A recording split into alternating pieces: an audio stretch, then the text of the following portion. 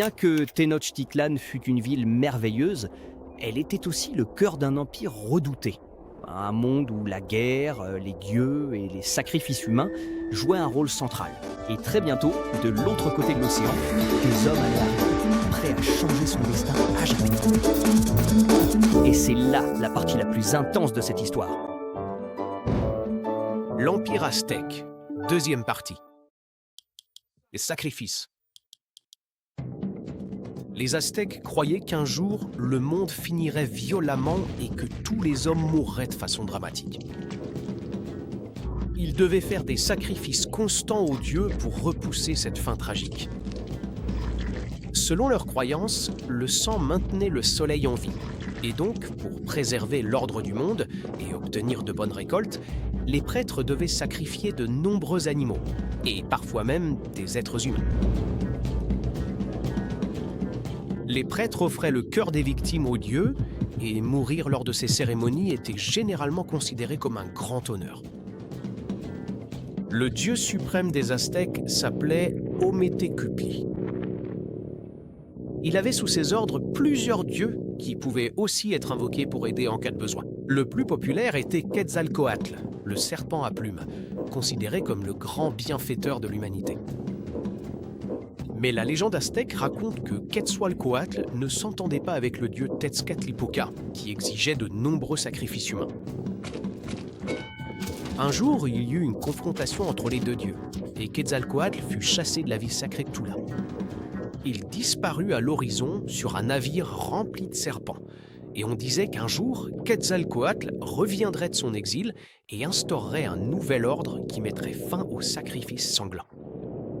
Ainsi, les Aztèques croyaient que la seule façon d'apaiser les dieux était d'offrir le sang des sacrifices, jusqu'au retour de Quetzalcoatl.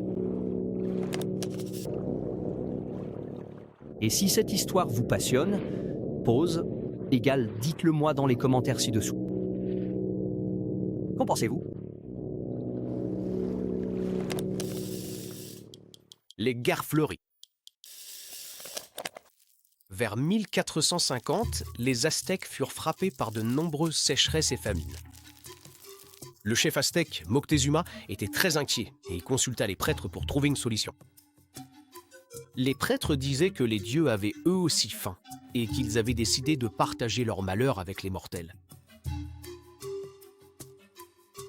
Il n'y avait qu'une seule solution à ce problème. Il fallait des cœurs humains pour nourrir les dieux et apaiser leur faim. C'est ainsi que commencèrent les guerres fleuries, des combats rituels où les meilleurs guerriers s'affrontaient jusqu'à ce que l'un d'eux soit vaincu. En guise de récompense, le vainqueur recevait le prix de la mort. Mais ces guerriers étaient honorés d'avoir une mort aussi glorieuse. Glorieuse parce que les cœurs des guerriers serviraient à nourrir les dieux, mettant fin à leur faim et, espérons-le, à celle du peuple aussi. Penses-tu que la peur de la fin du monde peut pousser une civilisation à justifier absolument n'importe quoi ? La fin des Aztèques. Lorsque le conquistador espagnol Hernán Cortés arriva dans la vallée de Mexico en 1519, le roi aztèque Moctezuma II pensa que cet homme étrange, vêtu de vêtements si bizarres et monté sur ces animaux inconnus appelés chevaux, devait être le dieu Quetzalcoatl, revenu de son exil forcé pour accomplir la prophétie. Les Espagnols furent accueillis comme des dieux et non comme de puissants ennemis. Mais Cortés n'était pas appelé conquistador pour rien. L'objectif de Cortés, depuis le début, était de conquérir le Nouveau Monde. Et il y parvint avec l'aide de nombreux guerriers indigènes, ennemis des Aztèques, qu'il recruta au cours de son avancée vers la capitale. 1 an après son arrivée, Cortés avait vaincu toute la nation aztèque. La capitale fut détruite, et toutes leurs terres ainsi que leurs richesses appartenaient désormais à la couronne espagnole. L'Empire aztèque a été détruit, mais il est encore commémoré aujourd'hui. Le peuple mexicain continue de célébrer le riche héritage de ses ancêtres aztèques, fiers et farouches, et il ressent toujours la fierté du peuple aztèque résonner en lui. Explorons un peu plus avec notre boussole temporelle pour découvrir ce qui se passait ailleurs dans le monde à cette époque.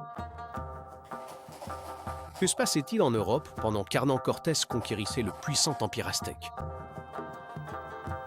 Les Turcs, qui avaient déjà conquis la capitale de l'Empire byzantin, Constantinople, se sont lancés à la conquête des Balkans dans le but d'étendre leur contrôle sur le territoire européen.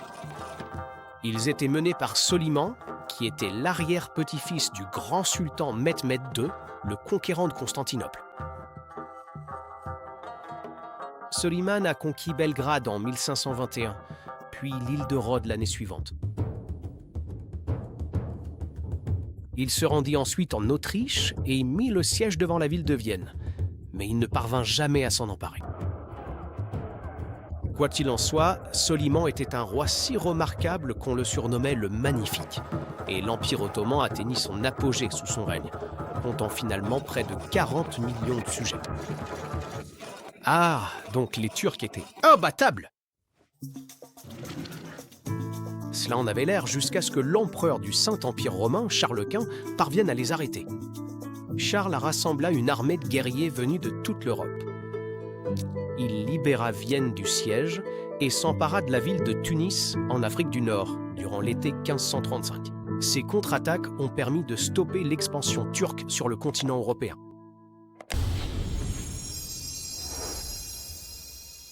Et souvenez-vous, tout devient fascinant quand on a envie d'apprendre.